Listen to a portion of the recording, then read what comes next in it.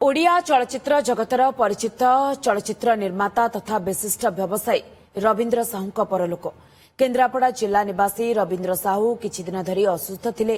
असुस्थता नहीं भुवनेश्वर एक घरोई हस्पिटाल रे चिकित्सित हेउथिले। चिकित्साधीन अवस्था तांकर परलोक होईछि। मृत्यु बेलकु 81 वर्ष बयस तांको होइतिला। 1987 मसिहारे फिल्म एई तो दुनिया रे सह प्रयोजक भाबे ओडिया इंडस्ट्री रे डेब्यू करथिले। परे वस्त्रहरण, पाचेरी उठिला मझीदुआरू, कूलनंदन, नागपंचमी, कोटिए रे गोटिए मणि नागेश्वरी, रसिक नागर भली 15 रु ऊर्ध्व फिल्म रो निर्माता थिले। तांको वियोग रे ओडिया फिल्म जगत सह केन्द्रापड़ा जिले में शोकर छाया खेली जाइछि। विभिन्न सरकार कलाकार सांस्कृतिक संगठन एवं विभिन्न राजनीतिक दल गभीर शोक प्रकाश करिसेंति।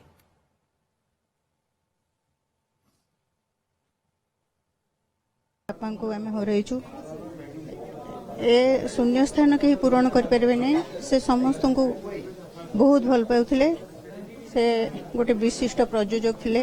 19टी फिल्म से तैयारी करथिले एवं अनेक फिल्म रे अभिनय मध्य करथिले।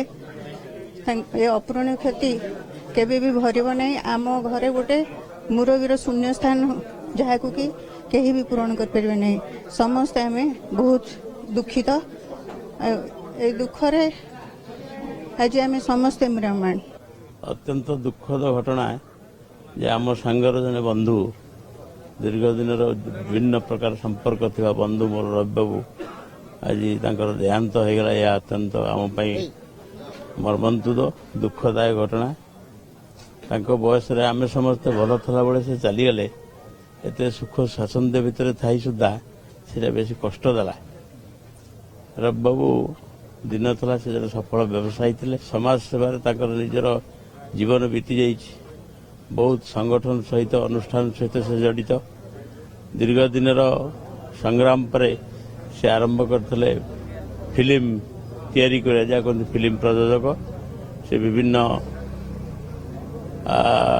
माने भल उच्चकोटीर फिल्म तैयारी कर सिद्धहस्त थे।